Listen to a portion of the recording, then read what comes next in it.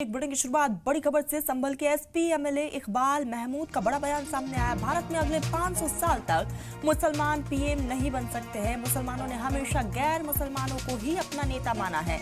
मुसलमान अपने बारे में खूब जानते हैं। इकबाल महमूद की तरफ से कहा गया, हम बगैर सोचे समझे कोई फैसला नहीं लेते।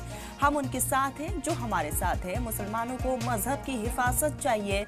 इकबाल महमूद की तरफ से कहा गया है, मस्जिद मदरसों की हिफाजत यकीनी बनाया जाए। हम मानते हैं जो अल्लाह करता है वही होता है। तो इकबाल महमूद का ये बहुत बड़ा बयान सामने आया है। आपको बता दें कि बेबाक अपने अंदाज को लेकर जाने जाते हैं इकबाल महमूद, और एक बार फिर से बेबाकी के साथ उन्होंने कई चीज़ों का जिक्र किया है। तो संभल के समाजवादी पार्टी के एमएलए हैं इकबाल महमूद, और इकबाल महमूद अक्सर अपने बेबाक अंदाज को लेकर जाने जाते हैं। और एक बार फिर से उन्होंने ये बड़ा बयान दिया, कहा कि भारत में अगले 500 साल तक मुसलमान पीएम नहीं बन सकता। मुसलमानों ने हमेशा गैर मुसलमानों को ही अपना नेता माना है। मुसलमान अपने बारे में खूब जानते हैं, इकबाल महमूद की तरफ से कहा गया। साथ ही साथ उन्होंने जिक्र इस बात का भी किया कि जो हमारे साथ है हम उनके साथ हैं।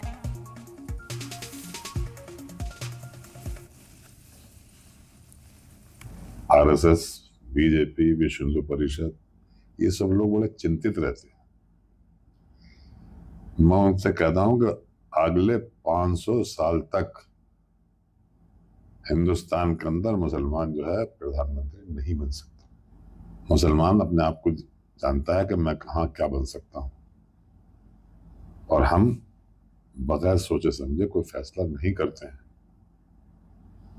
हमने तो हिंदुस्तान में किसी गैर मुस्लिम को ही अपना नेता माना है, चाहे वो जवाहरलाल नेहरू हो, चाहे वो इंदिरा गांधी हो, चाहे वो वीपी सिंह हो, चाहे वो मोरारजी देसाई हो, चाहे वो अटल बिहारी वाजपेयी जी हो, चाहे वो हिंदुस्तान का चीफ जस्टिस ऑफ इंडिया हो आज, चाहे वो यहाँ प्रदेश के जम्मू कश्मीर को छोड़कर बाकी सब जगह के मुख्यमंत्री हो, सब हिंदी तो हैं। हमने तो कुछ नहीं कहा कभी, हमने कभी कुछ नहीं कहा, मगर हम उनके साथ हैं जो हमारे साथ हैं। मुसलमान। चलिए, इसी बीच हमारे साथ समाजवादी पार्टी के एमएलए इकबाल महमूद साहब जुड़ गए। बहुत इस्तकबाल है आपका सलाम टीवी पर। बहुत बड़ा बयान आपने दे दिया कि भारत में अगले 500 साल तक कोई भी मुसलमान पीएम नहीं होगा।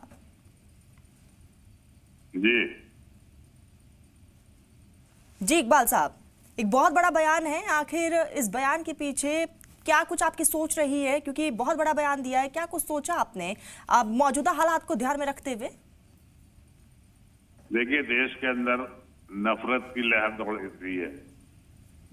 2014 से जब से सरकारें बदली हैं देश की और प्रदेश की, यहाँ पर हिंदुओं को डराया जा रहा है कि मुसलमानों की जनसंख्या बहुत बढ़ रही है, उन पर कब्जा कर लेंगे, तुम्हारे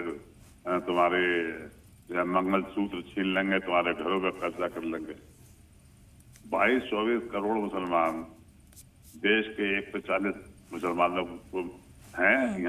140 आबादी है, 140 करोड़ की।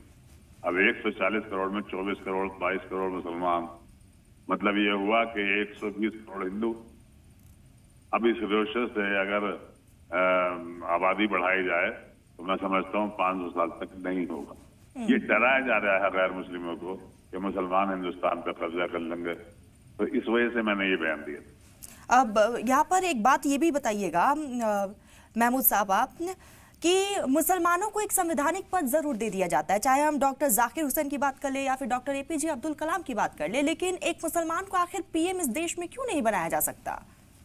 कहाँ कमी देखते हैं आप? सवाल ये नहीं है, सवाल ये है कि ये बात 2014 के बाद ही क्यों आई? 2014 से पहले भी तो यही हाल थे। अब ना कोई सवाल था, ना कोई वो था, आराम से सब लोग रहते थे। बताइए राजस्थान जैसी जगह, बताइए महाराष्ट्र जैसी जगह पर मुसलमान चीफ मिनिस्टर बना दिए गए। कोई किसी को नहीं था, आराम से रहे, सरकार चली और अच्छा काम किए। आज अगर ये कहा जाए कि साहब यहाँ पे कब्जा हो जाएगा, कितनी भ्रामक बात है। महमूद साहब, क्या देख रहे हैं आप? 2014 से लेकर अब तक कितना बदलाव हुआ है? क्या हमेशा 2014 के बाद जो है एक तबके को निशाना बनाया गया है? बिल्कुल जबरदस्त तरीके से बनाया जा रहा है, आज भी बनाया जा रहा है।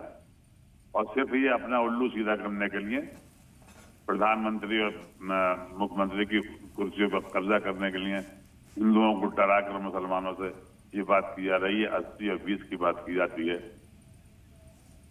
यहाँ हिंदुस्तान के अंदर हिंदू मुसलमान सब एक साथ रहते थे, प्यार मोहब्बत था।